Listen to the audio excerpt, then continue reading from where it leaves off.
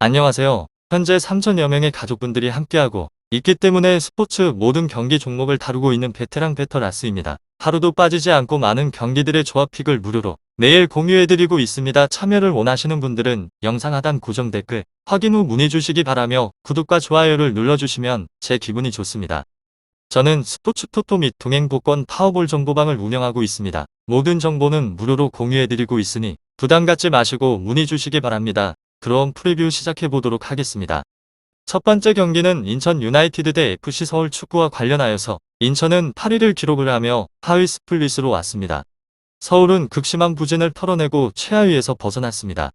인천은 포항 원정에서 상대의 자책골로 기분 좋은 승리를 따냈고 무고사가 월드컵에선 차출 기간에 부상을 당해서 최대 3경기에서 한 2경기 결장이 유력한 상황이고 수비진에서 김광석과 델브리지 등이 모두 부상 중이기에 고전이 예상이 되었는데 기존 선수들이 한 발 더 뛰며 결과를 이끌어냈습니다.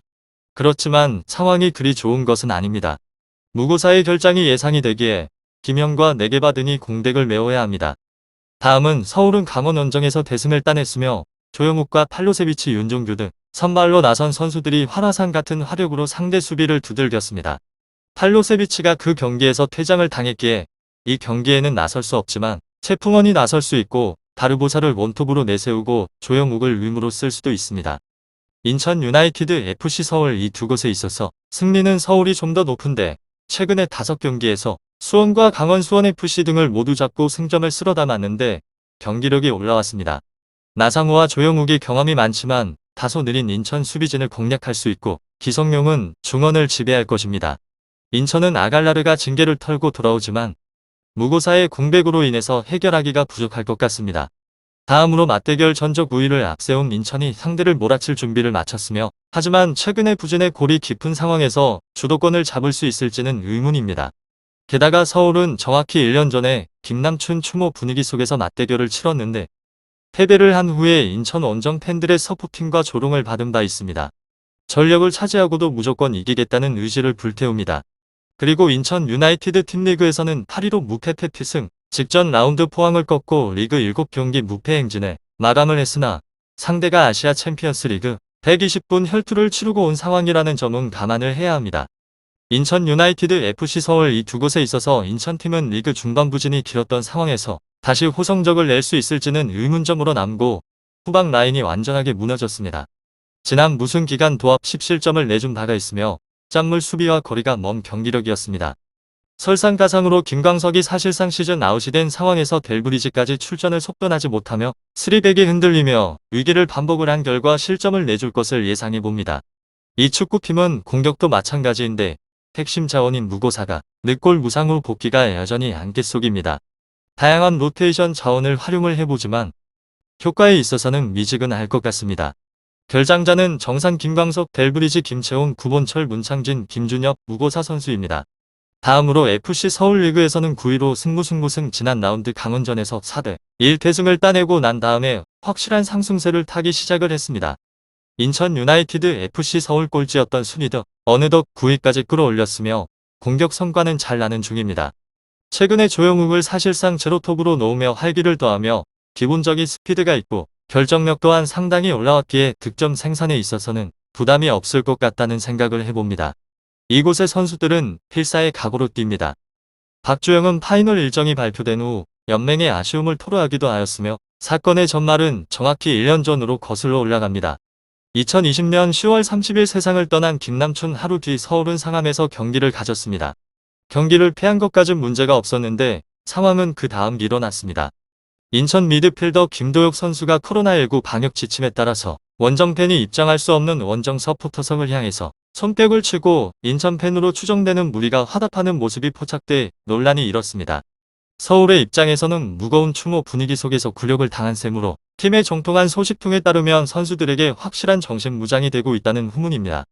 승리에서 승리로 깽판을 놓겠다는 의지를 불태웁니다. 결장자는 황현수, 이한번, 김진야, 고강민, 박정빈, 팔로세비치 선수입니다. 다음으로 인천 최근 일정에서 3연패를 허용하는 등 부진했습니다. 포항을 상대를 한 직전 경기에 0대1 승리로 반등에 성공을 하였으며 홈 2점을 안고 연승에 도전을 합니다. 강등권과 최대한 격차를 벌리는 것이 남은 일정의 과제입니다. 마지막으로 서울은 최근의 일정에서 꾸준하게 승점을 챙기고 있는 중으로 안익수 감독 부임 이후 성과를 내고 있는 흐름입니다. 직전 경기에서 강원을 상대로 1대4 승리를 따냈으며 원정에서 연승에 도전을 하며 지난 라운드에서 멀티 득점을 기록한 공격진 활약을 기대를 합니다.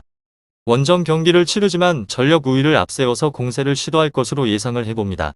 공격 전개 과정에서 측면 활용 빈도가 높으며 나상호 강성진 측면 조합의 속도 밑에서 윤종규 측면 수비진의 적극적 공격 가담을 더해서 상대 측면을 효과적으로 공략을 합니다. 인천 유나이티드 FC 서울 축구 잘 알아보시고 좋은 결과 얻어보시길 바랍니다.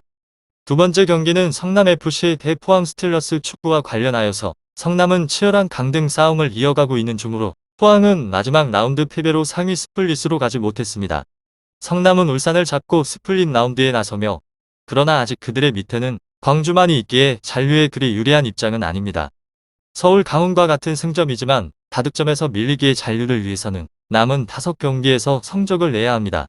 부시에 공백이 있긴 하지만 뮬리치가 전방에서 잘 병합 중인 공격진이 힘을 내고 있고 세트피스에서 강점이 있습니다. 다음은 포항 인천의 덜미를 잡히며 하위 스플릿으로 추락했습니다. 그러나 6골 이상의 대승이 아니었다면 어차피 상위 스플릿으로 갈 수 없었기에 시즌 중반 이후에 승점을 따내지 못한 것이 하위 스플릿 추락의 단초를 제공을 했습니다. 성남FC 포항 스틸러스 울산을 제압을 하고 아침 결승으로 가긴 했지만 11일 팀과 승점차가 5점에 불과하기에 아침 결승에 가기 전까진 승점을 따놓아야 합니다. 팔라시오스와 임상엽, 이승모 등이 크베시치와 함께 활기차게 공격에 나설 것이고 신진호와 신광훈 등 베테랑 삼선이 탄탄하게 중원을 지킬 것입니다. 성남은 승리가 간절하지만 일단 패배를 하지 않는 것이 우선입니다. 장점인 수비 위주로 경기를 풀어갈 것 같다는 생각을 해봅니다. 이 두 곳에 있어서 저의 생각은 접전을 보고 있으며 성남은 권순영과 이종성 등 수비력이 좋은 선수들이 중원에서 최후방 수비를 보호를 하며 경기에 임할 것이기에 포항의 공격 시도를 적절히 막아낼 것입니다. 권경원과 마상훈 등 대인방어가 좋은 최종 수비도 든든하며 포항이 강상우와 팔라시오스 등 측면 자원을 앞세워서 결과를 보려 하겠지만 성남의 최종 라인을 넘어서기는 어려울 것 같다는 생각을 해봅니다. 다음으로 직전 경기에서 1위를 잡아내며 자신감을 찾았고 김영광 골키퍼 선방쇼가 이어지고 있어서 실점 최소화가 가능합니다.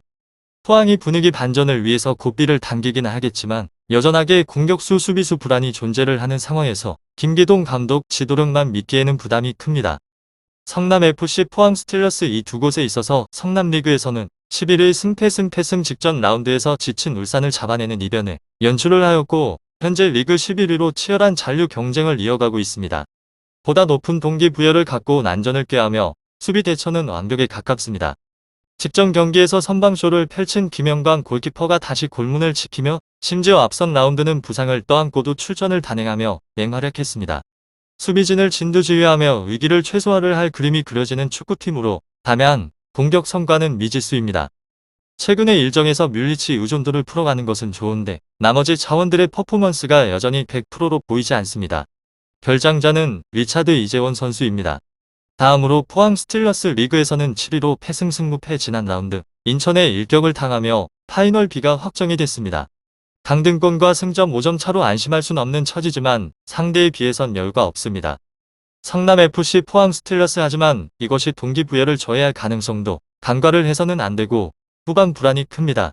이미 강현무 골키퍼가 시즌 아웃이 유력한 상황에서 대체 자원인 이주는 여전히 불안한 볼 처리를 보여줍니다. 설상가상으로 소식통에 따르면 그랜트 역시 부상으로 출전이 어려울 것으로 보이며 상대선 굵은 공격에 1실점 정도는 내줄 것으로 보입니다. 그래도 팀 선수보다 뛰어난 김기동 감독이 벤치를 지키며 적재적시의 전술 변화를 통해서 상대 강공에 대응을 하고 이호재 등을 적절히 교체 카드로 활용을 해서 변주는 주는데 능합니다. 결장자는 강현무 그랜트 이광혁 타시 선수입니다. 다음으로 성남 최근의 일정에서 승패를 반복을 하는 흐름입니다. 직전 경기에서 울산을 상대로 2대1 승리를 따내며 이변을 만들어냈습니다.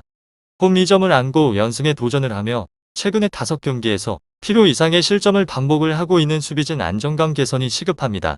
홈 2점을 안고 있는데 수비적 운영을 통해서 전력 열세 극복을 시도를 합니다. 최근의 일정에서 300을 활용을 했으나 직전의 경기에서는 400을 꺼내들었습니다.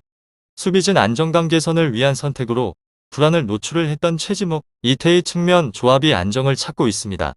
마지막으로 포항 직전 경기에서 인천 상대로 0대1 패배를 기록을 하였으며 최근의 일정에서 준수한 성과를 냈던 흐름에 제동이 걸렸습니다. 원정에서 반등을 시도를 하며 다만 지난 라운드에서 90분 내내 공세를 펼쳤지만 무득점에 그쳤습니다. 유사한 양상 반복이 유력하다는 것입니다.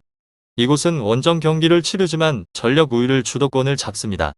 공세를 반복을 하는 그림이 유력하며 인상엽 팔라시오스 측면 조합을 앞세워서 공격 전개를 시도를 합니다.